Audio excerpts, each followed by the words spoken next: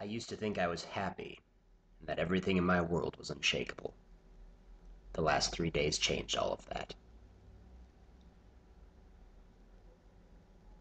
I was just a typical graduate student at the American University of Cairo. I'd been working hard, reading all of the journals assigned to me and writing responses like a good little boy. With just a few weeks left in the semester, I was looking forward to having some time off. Spring break was coming up. For some reason, spring break occurs a good month after my American colleagues had went on their own breaks, and I was itching to get some R&R. Then it happened. My friends, or at least the people that I had come to call my friends, tricked me into 3 days of inconceivable torture in the Sinai Peninsula, just off the coast of the Red Sea. I knew about Sinai. That was the place Americans went to get kidnapped by Bedouins. I had read the news stories. If I had told my friends and family back home that this is where I was going, they would have most certainly been worried for my safety. "No, it'll be fun," they said. Hook, line, and sinker, I fell for it. We got on the bus just after midnight for a 9-hour bus ride through the deserts of northern Egypt and the Sinai Delta. We took frequent stops in which the locals attempted to extort us for our hard-earned money. "$1 for a liter and a half of bottled water? That's crazy talk!" It wasn't until about the third stop that I realized the method by which my so-called friends had planned to carry out their torture. There was no Diet Pepsi anywhere. Well, sure, I guess a few cans were available at the stops, but who drinks out of cans? Madness. We arrived the next morning sometime after daybreak. Imagine my horror when I saw the following scene.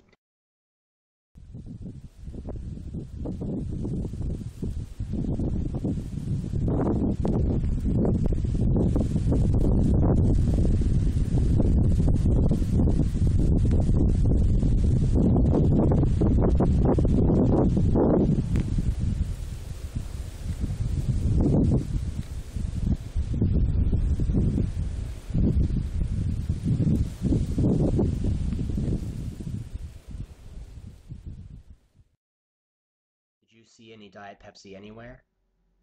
Me neither. Torture. We were instantly fed generous portions of bread, tahina with olive oil, French omelets, Egyptian salad, and cheese. Obviously, they were trying to fatten us up for some nefarious purpose.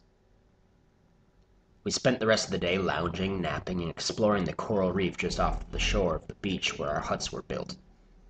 I was told that the Red Sea apparently had some of the best diving and coral reef exploration in the world. Obviously, this little underwater excursion was an attempt at either drowning me or getting me to be poisoned by one of the thousands of beautiful fish or other marine life present among the brain coral. I barely made it out with my life. The full moon reflected off the water so bright that even in the middle of the night I could easily read a book. Perhaps this was planned to throw off my circadian rhythms, fooling me into some sort of state of temporal disorientation. The next morning I woke up at 4:30 to the cool glow of a sleepy sunrise. I, with my fellow inmate Daniel, climbed to the top of a nearby edifice in order to get a better view of our surroundings.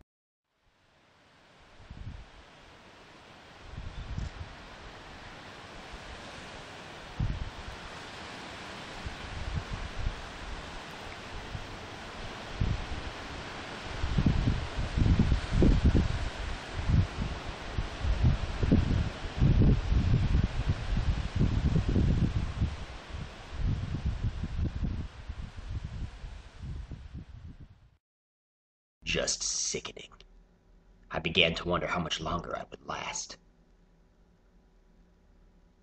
Day 2 without Diet Pepsi, and I was beginning to feel the DTs kick in. There must be a secret stash somewhere. Otherwise, how would the workers who live here be so friendly and smiley all the time? I must find it. It has to exist. I spent the next 4.5 hours reading on the beach. Nary a soul walked by, save for a Bedouin woman who tried to sell me a necklace. I declined and she continued along her way. She must have sensed that I wasn't worth kidnapping. The rest of the day went along much like the first, laying in the sun, swimming among the coral, and eating, and generally lounging about. I might have looked totally relaxed and perfectly content, but let me tell you, inside I was a wreck. For lunch I ordered the grilled chicken, and for dinner I had some freshly caught and grilled fish. In the evening the owners had prepared a rather elaborate cake for my companion Philip, as they had heard that it was his birthday. Perhaps if I had told them it was also my birthday, they would have provided Diet Pepsi? No, I'm sure they were savvy to my tricks by this point. After a surprisingly peaceful slumber, I awoke mid-morning for breakfast on the third day. It was time to return home. I packed my bags and awaited our cabbie's return. Luckily, we had befriended him, and at the bus station he haggled down the ticket booth guy for cheaper return tickets. Quality. All in all, I wouldn't wish this sort of fate on my worst enemy. The things that I endured can never be unseen, and they will never be erased from my mind. They'll be with me forever.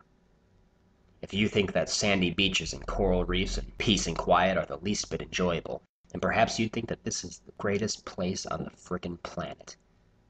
But to those of you who don't like all things gorgeous and perfect and beautiful, steer clear. This has been Ryan from Ryan Travels. Stay safe out there.